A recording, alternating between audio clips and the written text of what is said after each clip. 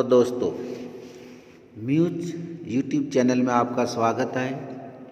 हिंदी कक्षा 12 मेरे राम का मुकुट बिगड़ा है भाग 3। बटोरही रसी की शक्ल में कुंडली मारे नागिन दिखती है। मंगलगट ओदाई हुई अधकुटी गगरी दिखता है। उत्सव की रोशनी का तामझाम धुओं की गांठों का अंबार दिखता है और मंगलवाद्य डेरा उखाड़ने वाले अंतिम कारबरदार की ऊंसास में बजकर एक बारगी बंद हो जाता है। लागती अवध भयावह भारी, मानहु कालराती अंधियारी। घोर जंतु संपूर्ण नर नारी, डर पई एकी एक निहारी। घर मसान परिजनु जनु भूता, सुत हित मित मनहु जमदूता। बागन बिट्टब बेली कुमलाही, सरीवत सरोवर देखी न जाई। कैसे मंगलमय प्रभात की कल्पना थी और कैसी अंधेरी काल रात्रि आ गई है। एक दूसरे को देखने से डर लगता है। घर मसान हो गए हैं, अपने ही लोग भूत प्रेत बन गए हैं। पेड़ सूख गए हैं, लताएं कुमलाई गई है। नदियों और सरोवर को देखना भी दुस्सह हो गया है, केवल इसलिए कि जिसका ऐश्वर्य से अभिषेक हो रहा था वो निर्वासित हो गया था। उत्कर्ष और उन्मुख समष्टि का चैतन्य अपने ही घर से बाहर कर दिया गया। उत्कर्ष की मनुष्य की उद्वन्मुख चेतना की यही कीमत सनातन काल से अदा की जाती रही है।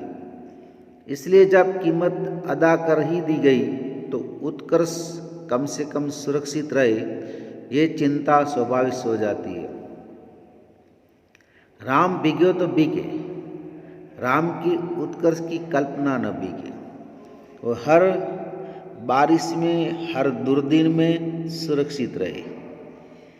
नर के रूप में लीला करने वाले नारायण निर्वासन की व्यवस्था झेले, पर नर रूप में उसकी ईश्वरता पर बोध दमकता रहे। पानी की बूंदों की झालर में उसका दीप्ति छिप न पाए। उस नारायण की सुख सेज बने अनंत के अवतार लक्ष्मण भले ही भीगते रहे। उनका दुपट्टा, उनका अहर्निश जागर न बीजे। शेषी नारायण के ऐश्वर्य का गौरव अनंत शेष के सागर, अनंत शेष के जागर संकल्प से सुरक्षित हो सकेगा। और इन दोनों का गौरव जग जननी आद्य शक्ति के अखंड सौभाग्य सीमित सिंदूर से रक्षित हो सकेगा। उस शक्ति का एकनिष्ठ प्रेम पाकर राम का मुकुट है, क्योंकि राम का निर्वासन वस्तुत सीता का दूल्हा निर्वासन है। राम तो लौटकर राजा होते हैं, पर रानी होते भी सीता राम द्वारा वन में निर्वासित कर दी जाती है। राम के साथ लक्ष्मण है, सीता है। सीता वन्य पशु से धीरी हुई विजन में सोचती है, प्रसव की पीड़ा हो रही है, कौन इस बेला में सहारा देगा? कौन प्रसव के समय प्रकाश दिखलाएगा? कौन मुझे संभालेगा? कौन जन्म के गीत गाएगा? को गीत नहीं गाता। सीता जंगल की सूखी लकड़ी बीनती है, जलाकर अंजोर करती है और जुड़वा बच्चे का मुंह निहारती है। दूध की तरह अपमान की ज्वाला में चित कूद पड़ने के लिए उपनता है और बच्चों की प्यारी और मासूम सूरत देखते ही उस पर पानी के छींटे पड़ जाते हैं। उफान दब जाता है, पर इस निर्वासन में भी सीता का सौभाग्य अखंडित है। वह राम के मुकुट को तब भी प्रमाणित करता है। मुकुटधारी राम को निर्वासन से भी बड़ी व्यथा देता है और एक बार अयोध्या जंगल बन जाती है। स्नेह की रसधारा रेत बन जाती है। सब कुछ उलट पुलट जाता है। भावभूति के शब्द में पहचान की बस एक निशानी बच रहती है। दूर ऊंचे खड़े तटस्थ पहाड़, राम मुकुट में जड़े हीरो की चमक के सैकड़ों शिखर एकदम कठोर, तीखे और निर्मम। पूरा यत्र स्त्रोत पुलिन मधुना तत्र सरिताम विप्राशम यातो धन विरल भाव शीतिकारहम बहो कालदृष्टम द्वारपमिव मंदे वनमिंदम निवेश शैलाना तदमीति बुद्धिन्द्रडेति। राम का मुकुट इतना भारी उठता है कि राम उस बोझ से खड़ा उठते हैं और इस वेदना के चित्कार में सीता के माथे का सिंदूर और दमक उठता है। सीता का वर्चस्व ही प्रखर हो उठता है।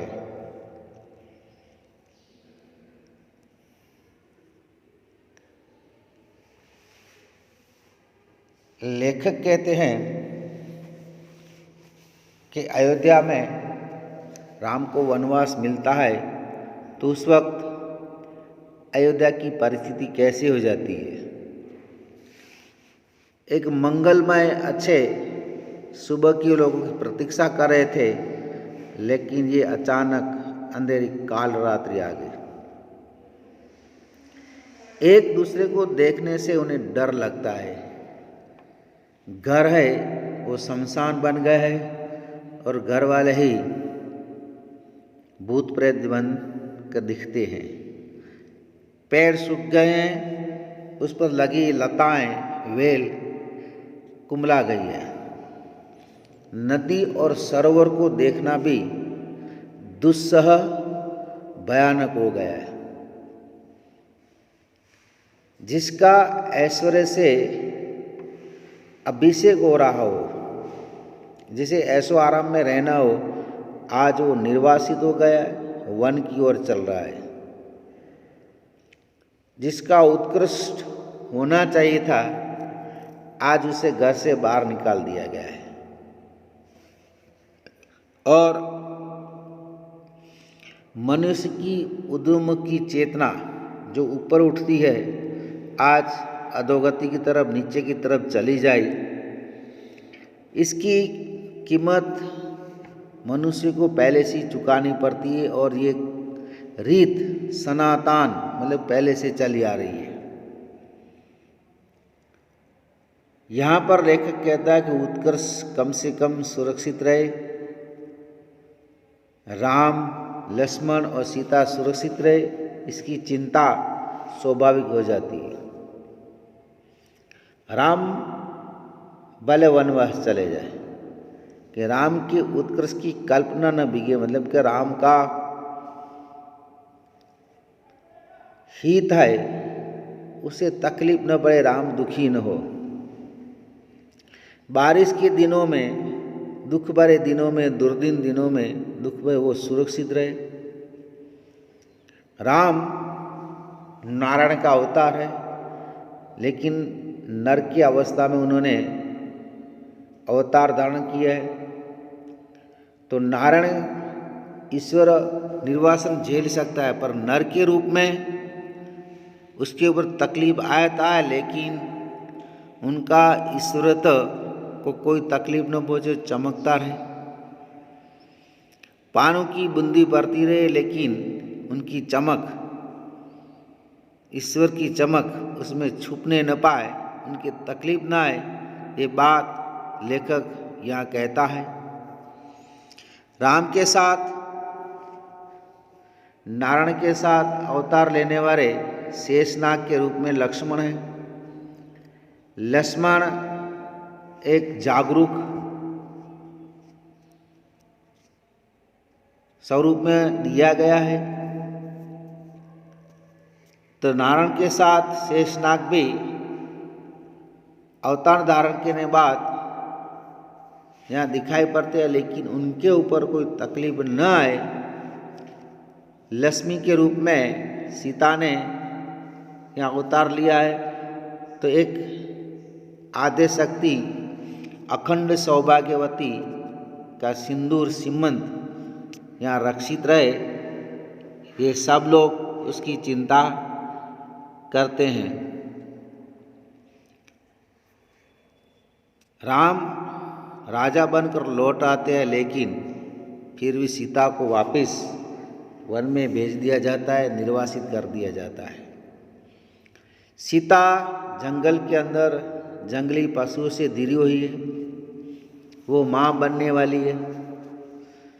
जंगल में अकेली सोचती है, प्रसव की पीड़ा हो, माँ बनने वाली है, कौन सहारा देगा, कौन प्रकाश देगा, कौन उसे संभालेगा और कौन बच्चों के जन्म के बाद गीत गाएगा।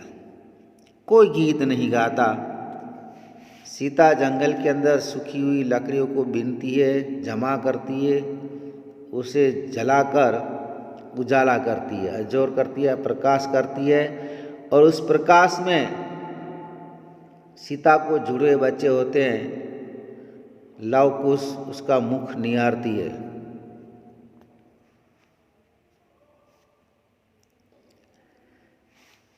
दूध के अंदर जिस तरह उफान आता है और दूध उभरने लगता है, इस तरह सीता भी अपमान के अंदर जल रही है, लेकिन बच्चों का मुंह देखते हुए उनका ये अपमान का उफान दब जाता है।